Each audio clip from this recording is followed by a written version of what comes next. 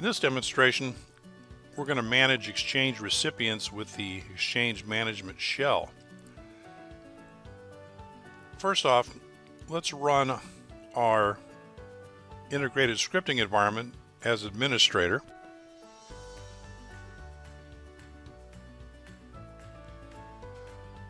The ISE environment comes up. We're going to go open a script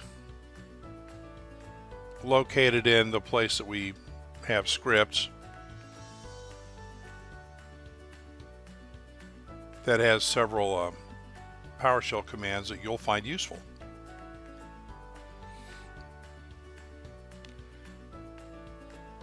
Alright, in the managing recipients.ps1 script, the comments are in green, as you can see, and then the actual commands themselves are not in green. In this example, we're going to retrieve a specific module. We're going to run the get module command, and we're going to import the Exchange Management Shell.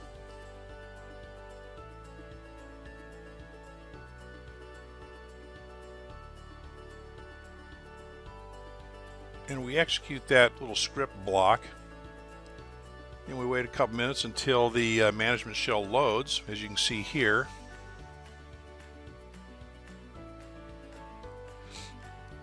And just to give you an idea of what's in there, we'll run the get ex command, basically, which is going to retrieve all of the Exchange commands. And basically, we're running 3 columns worth to kind of fit them all on sort of one screen. And as you can see, there are a bunch of Exchange commands. We are not going to cover every single one of them in this demo. One of the most useful things you'll be able to do here is use the get help command. Now, if it asks you if you want to run update help, you could do that if you're connected to the outside world and you have access. If you don't, just say no. Okay, so we're just retrieving help on the get mailbox command itself, telling us effectively how to use the get mailbox command, showing us syntax, giving us some examples. Now, there are several different ways to get information about a command.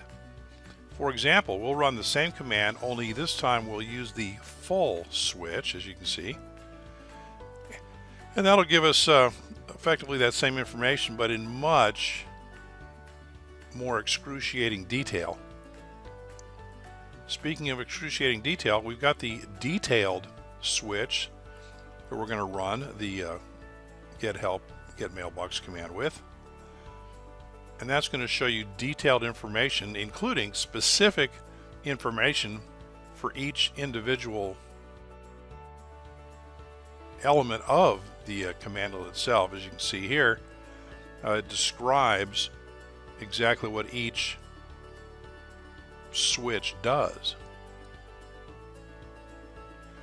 And one of the most useful things I think you'll find is you may just want to see maybe some useful examples of how to use the command.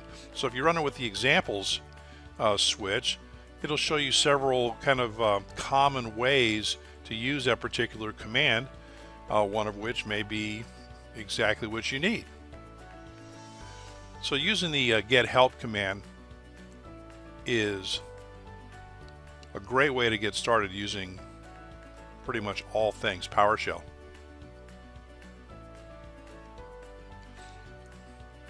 Next up, we're going to create a user and a mailbox. Now, the first thing we're going to do is create a variable called $password, where the user, you, enter a password. That password will be retrieved and saved into that variable, and it's saved as a secure string so that it's the plain text version of it never appears anywhere. Now we're going to create a new mailbox, provide a bunch of parameters. We're going to provide the user's name, the organizational unities, and a variety of bits of information about the user. And you can see those kind of scrolling past here on this long kind of command line.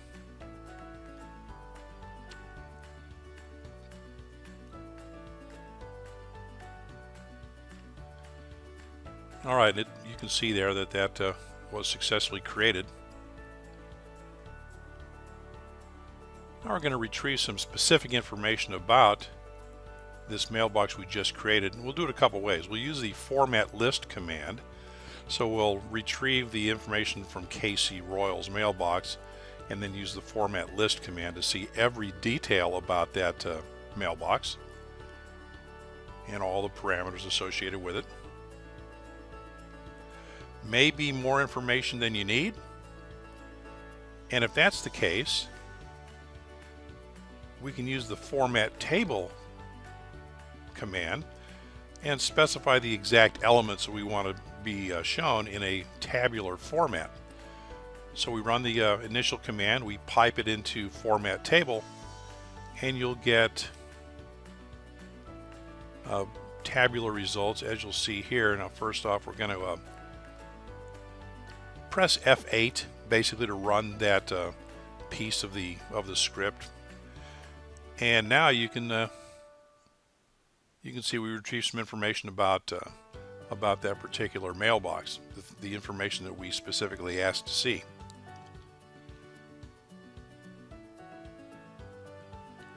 Now we're going to modify some information. We're going to use the set user commandlet to do that. So we're going to specify an office and a department for the user we just created, KC Royal. And it just gives us our prompt back because there's no output for it to display to us. And we're going to modify a couple other things associated with the mailbox. We're going to modify that hidden from address list enabled property. It used to say false, we're changing it to true. So now when we rerun that format table command, you can now see he has an office listed where he didn't before, and that hidden from address list enabled is now true instead of false.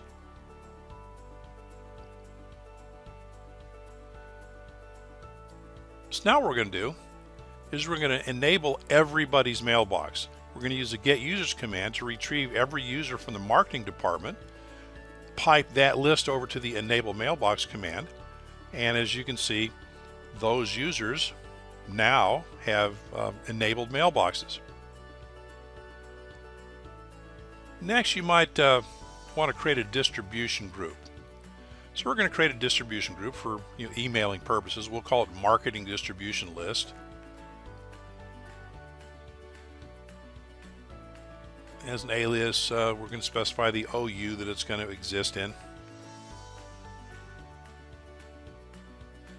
All right, we just executed that command. And it shows the results of that. Now we're going to retrieve the users. We're going to filter on marketing, and then we're going to add those users to the distribution group. So effectively, we're going to retrieve all the marketing users and then add them to that distribution group we just created. Now this command, the get distribution group member, we're going to retrieve the membership of that group and pass it into a command called measure object, which gives us a numerical value. As you can see, there are 72 users in that group. And we see the signature block at the bottom of the script. Another successful demo. See you next time.